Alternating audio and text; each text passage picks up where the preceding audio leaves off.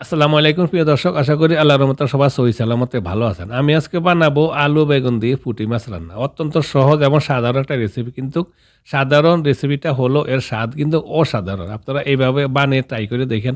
আশা করি রেসিপিটা আপনাদের পছন্দ হবে এবং রেসিপিটা আপনাদের ভালো লাগবে। তাহলে চলুন রেসিপিটা দেখে নেই। পরিমাণ মতো কিছুটা তেল একটা সসপ্যানে গরম করে নিয়ে নিছি, আর এখানে কিছুটা পুঁটি মাছ, হলুদ, মরিচ আর লবণের ছিটা দিয়ে দিছি। এবার আমি চুলার হিটটা হাই রেখে মাছগুলো দিয়ে দিব ফ্রাই করার জন্য। যেহেতু পুঁটি মাছগুলো ছোট, এতে কাটা কিন্তু প্রচুর পরিমাণে বেশি, তাই আমি মাছগুলো একেবারে মচমচা করে ফ্রাই করে নিব। এতে করে মাছ রান্নার পরে কাটা সহকারে চিবিয়ে খাওয়া যায়, মাছের কাটা বাছার প্রয়োজন হয় না। মাছগুলো ফ্রাই করা হয়ে গেছে, তারপর আমি একটু উল্টে দিব। উল্টে দিয়ে অপর সাইডও আমি এভাবে একটু ফ্রাই করে আর একটু ক্রিস্প করে নিব। প্রিয় দর্শক, আশা করি মজাদার এই রেসিপিটা আপনাদের পছন্দ হবে। যদি রেসিপিটা পছন্দ হয় প্লিজ লাইক, কমেন্ট এবং শেয়ারের আশা করছি। আর প্লিজ আমার চ্যানেলটা সাবস্ক্রাইব করবেন প্লিজ। এবার আমি মাছগুলা উঠে নিব, তেলটা সেকে নিয়ে মাছ আমি কিন্তু মচমচা করে ফ্রাই করে নিয়ে নিলাম। মাছগুলা উঠে নিয়ে নিলাম। তারপরে মাছ উঠিয়ে নেওয়ার পরে সেম প্যানে আমি দিয়ে দিব 2টা মিডিয়াম সাইজের পেঁয়াজ আর 3-4টা কাঁচামরিচ কুচি। পেঁয়াজ আর মরিচগুলা 2-3 মিনিটের মতন আবার একটু বাদামি কালার করে নিব। 2-3 মিনিট পর আমি চলে আসলাম, দেখুন পেঁয়াজ মরিচগুলো বাদামি কালার হয়ে গেছে। এবার দিয়ে দিলাম আধা টেবিল চামচ আদা বাটা আর আধা টেবিল চামচ দিয়ে দিলাম রসুন চেঁচা। আদা রসুনগুলো আবার 10-15 সেকেন্ড একটু ভাজি করে নিব তেলের সাথে, যাতে এতে করে কাঁচা গন্ধটা চলে যায়। তারপরে দিয়ে দিব 1 চা চামচ হলুদের গুঁড়া, আর 1 চা চামচ দিলাম লাল মরিচের গুঁড়া, আর 1 চা চামচ দিলাম জিরা গুঁড়া। আর কোনো মশলা দিব না। এবার একটু পানি দিয়ে দিলাম যাতে মশলাগুলো পুড়ে জ্বলে না যায়। তারপরে 3-4 মিনিট আমি মশলাগুলো ভালো করে কষিয়ে নিয়ে নিলাম। দেখুন, এবার আমি দিয়ে দিলাম স্বাদ মতো লবণ, যতটুকু লবণ প্রয়োজন হয় পরিমাণ মতো লবণ দিবেন। আর এখানে একটা আলু আর 2টা বেগুন আমি টুকরা করে কেটে নিয়ে নিয়েছি। প্রথম আমি আলুগুলো দিয়ে দিব, আর আলু দিয়ে আমি চুলার হিটটা মিডিয়ামে থেকে হাই মিডিয়ামে রেখে 5 মিনিট আলুগুলো মশলার সাথে কষিয়ে নিয়ে নিব।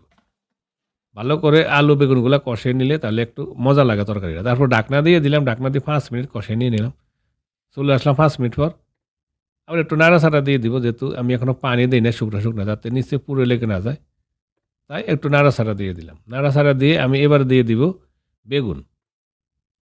আর বেগুন দিয়ে মশলার সাথে বেগুনগুলো ভালো করে একটু মেখে নিব নাড়াচাড়া দিয়ে এভাবে।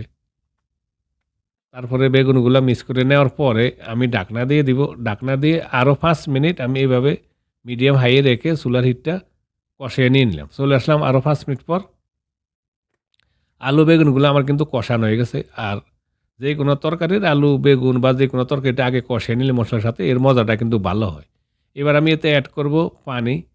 আমি মাখা ঝোল রাখবো, এই জন্য আমি বেশি পরিমাণ পানি দিই নাই, কিছুটা পরিমাণ মতো পানি দিয়ে দিলাম। আর পানি দেওয়ার পরে বলক আসার জন্য আমি ঢাকনা দিয়ে দিব। আর এখানে একটা টমেটো আমি স্লাইস করে কেটে নিয়ে নিছি।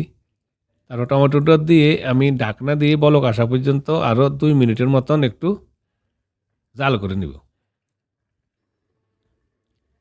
2 মিনিট পর চলে আসলাম।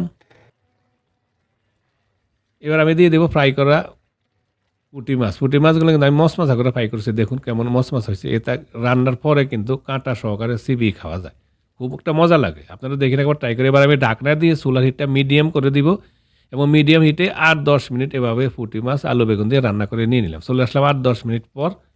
এবার আমি একটু ডাঁটে ধরে সসপ্যানে নাড়া দিয়ে দিলাম, আর দিয়ে দিব কিছুটা ধনিয়া পাতা। ধনিয়া পাতাটা দিলে ধনিয়া পাতার ফ্লেভারটা একটু ভালো মজা লাগে, ভালো একটা গ্রান করে। ধনিয়া পাতাটা দিয়ে আমি আরও 1 মিনিট মতন একটু জাল করে নিব, যাতে ধনিয়া পাতাটার একটু নরম হয়।